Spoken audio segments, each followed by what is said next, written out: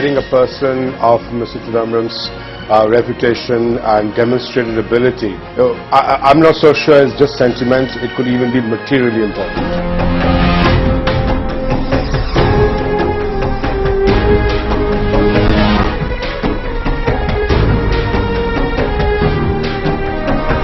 Really is so hands-on that he actually drives the bureaucracy instead of the bureaucracy driving the minister, which is normally the case in most ministries.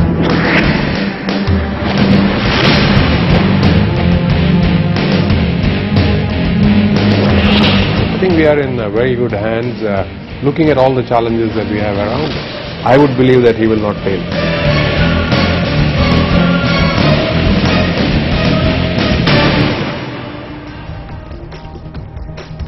It's been an action-packed week. First, 2 days of blackouts, then the appointment of a new finance minister, and now today, just a few hours ago, the decision on the reserve price for the upcoming spectrum auction.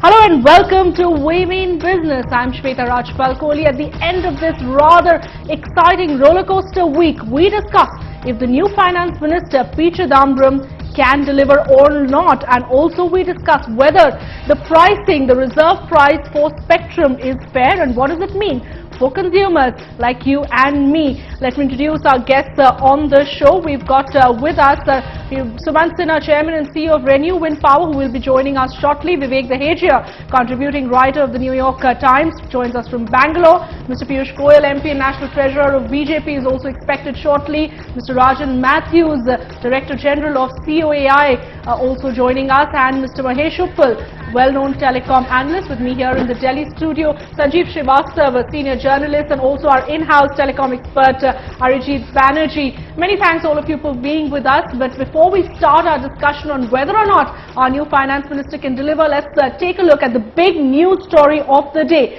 The spectrum auction reserve price has been set at 14,000 crore rupees for 5 megahertz for the 1800 megahertz band. Let's listen into what Telecom Minister Kapil Sibal had to say. On the other issues, namely the issues of what to do with those telecom operators who hold 6.2 and beyond, how that is to be dealt with, what pricing arrangements should be made in respect of those who hold 4.4 and beyond, and those who hold 0 and beyond. And as far as all those issues are concerned, they have been deferred, and we will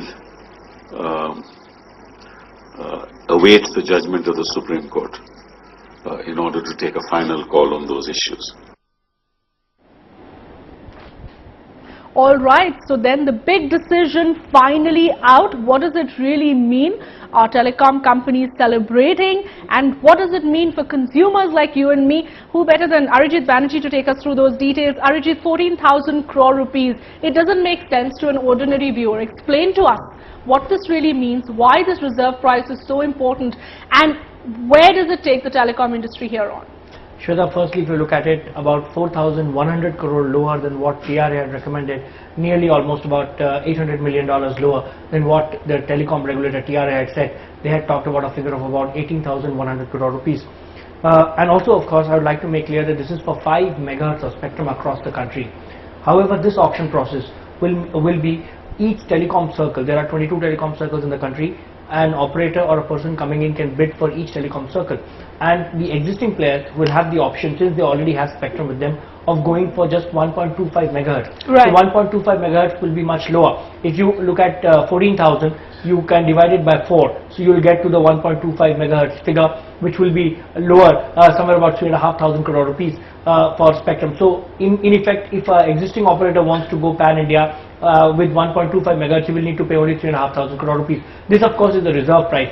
This is the price from which the auction starts. Will start, and that's the minimum price that any operator will have to bid for. Yes, so the prices can go up much higher if there are many incumbents, or if there are many new entrants who are looking to come in. The new entrants, of course, will have to go for 5 megahertz. They can't go for less. So for them, companies like Uninor or Telenor, the price is at about 14,000 crore rupees, from where they will have to start the bidding. But there is also cash there. They can, instead of bidding for expensive circles like Delhi, Mumbai, or maybe even metropolitan cities like Bangalore or Kolkata or Chennai, they can actually go for the category B or category C circles, as they are so called, where the price is much less.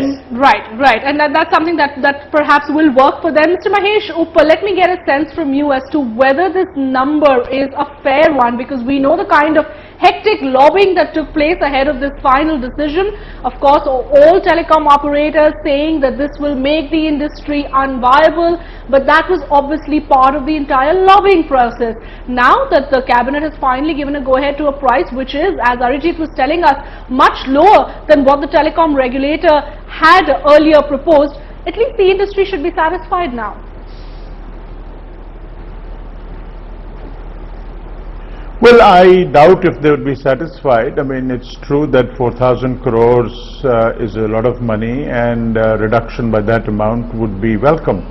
However, I think the real issue is, why can't we just let the auction determine that price? Why do we want to preempt that auction by having such a high reserve price? And also that, irrespective of whether this price is or is not passed on to the consumers, the fact is the India's telecom operators already pay the world's highest levies. So I think in that sense it is it's totally avoidable and totally unnecessary that we should have such high price for a resource which we often forget is inexhaustible. It is not like coal, it is not like many other minerals that we talk about, which actually are resources that you can consume. Here is a resource that is inexhaustible, and if you use it creatively and sensibly, you can help create a market which will of course have all kinds of ripple effects for the economy, rather than wanting to get your pound of flesh right in the beginning by having a very high reserve price, or indeed forcing an auction price which might be just too high. So that's something that the industry has debated all through, ever since we saw TRAI come up with those recommendations. But I have another question now. Let's start looking forward, because we have seen a situation now where the cabinet has finally given a go-ahead. 14,000 crores is the price, like it or not. Moving forward, are we going to see telecom tariffs rise, and will we see a good participation in the auction? Those are my two questions to you. Well, I certainly do not see telecom prices rising dramatically. I think we have seen a slow but steady rise in prices, but I don't expect this to be very high, and recent fall in 3G prices has demonstrated that auction prices do not impact consumer prices in a way that we should be worried about. So clearly that is not an issue. And I'm sorry, I missed the second question. What is the second question? Is really as to whether we're going to see a good enough participation in the auction now or not, because at least we've seen the reserve price coming down much lower than what TRAI had proposed, almost 20% lower. Sure. Yeah, I do believe we will see some participation in the auction, but as your correspondent correctly pointed out, what we will not see is probably a nationwide a bid for licenses across the country. We will probably see the operators bid selectively for those circles where they either where they're short of spectrum or feel they need more or whatever. That is what we will see. I don't think we will find any old or new players bidding for nationwide spectrum. I would think that is unlikely. But we will, I think, see participation in the auctions. And but if the government thinks that it's now going to get another... Right. Right, Mr. Uppal, we've also got Mr. Rajan Matthews of the Cellular Operators Association of India with us here in the studio. Mr. Matthews, your first reaction to that 14,000 crore prize. The way I see it, you should be celebrating. I wish, quite This is the best you could have got, Mr. Matthews, after all that lobbying that you've done. The question is best good enough is the question. You're not going to relent on that one.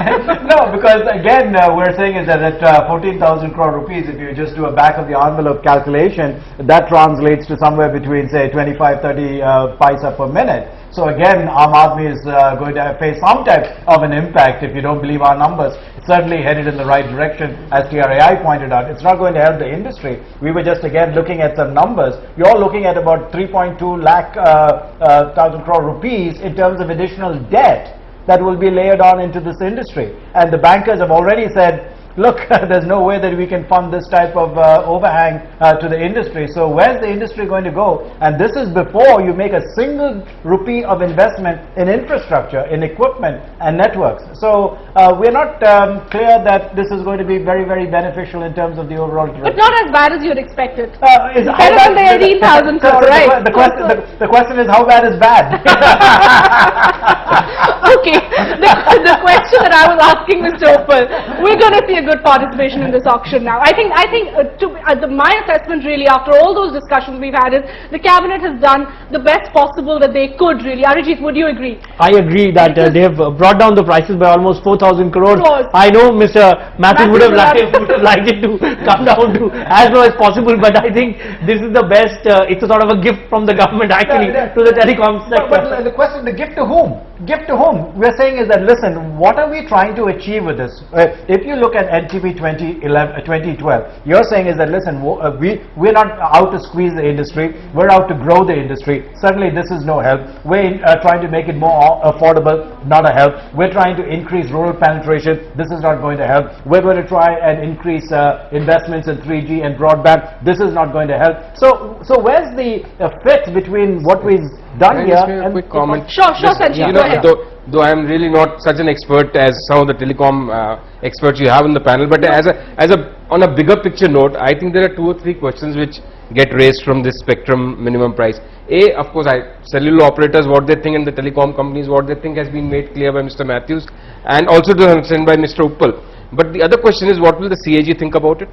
What will the opposition think about it? Because there is a certain backdrop to this entire controversy. And the other big question, which I think as somebody who is an outsider to the telecom sector, is that what kind of, like what Banerjee was pointing out, that what kind of participation you'll get. So will it be pan-national, will it be regional, and also if there was no auction of this resource which is actually freely available, I wish that if the telecom companies were not making any money, then that argument makes sense. They are not freely giving it to the users. So we there has to be auction. Time and again. The fact that this number at least doesn't make the business unviable, Mr. Matthews. It is something that is affordable by the telecom operators, and the 25 to 30 paise increase in mobile tariffs that you're talking about is a number that still remains questionable.